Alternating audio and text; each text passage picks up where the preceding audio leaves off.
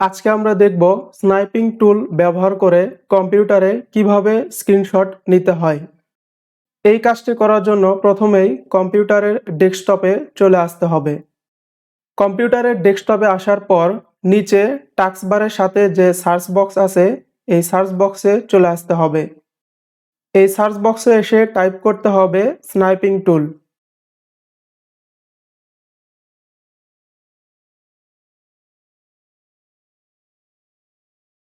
তাহলে আপনি উপরে স্নাইপিং টুলের একটি অ্যাপ পেয়ে যাবেন।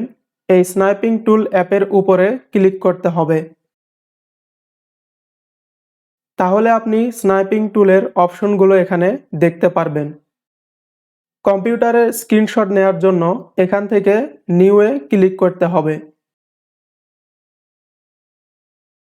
আপনি চাইলে এই স্নাইপিং টুলের সাহায্যে কম্পিউটার স্ক্রিনের ফুল স্ক্রিনশট নিতে পারবেন, অথবা আপনি চাইলে কাস্টম কোনো এরিয়া সিলেক্ট করেও সেই এরিয়ার স্ক্রিনশট নিতে পারবেন।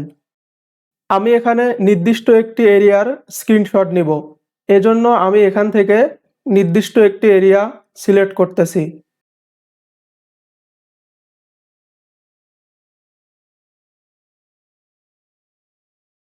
এরিয়া সিলেক্ট করার সাথে সাথেই ওই নির্দিষ্ট এরিয়ার স্ক্রিনশটটি নেওয়া হয়ে যাবে। এখান থেকে আপনি এই স্ক্রিনশটটি এডিট করতে পারবেন। এই স্ক্রিনশটটি সেভ করার জন্য এখান থেকে সেভ আইকনের উপরে ক্লিক করতে হবে। স্ক্রিনশটটি আপনি কোথায় সেভ করবেন সেটা এখান থেকে সিলেক্ট করে দিতে হবে। আমি এখান থেকে ডেস্কটপ সিলেক্ট করে দিচ্ছি। এরপর নিচে সেভে ক্লিক করতে হবে। তাহলে আপনার স্ক্রিনশটটি সেভ হয়ে যাবে। এখন আমরা এই স্নাইপিং টুল কেটে দিচ্ছি। ডেস্কটপে আমরা যে স্ক্রিনশটটি সেভ করেছি সেটা এখানে দেখা যাচ্ছে। এটা এখন আমরা ওপেন করব।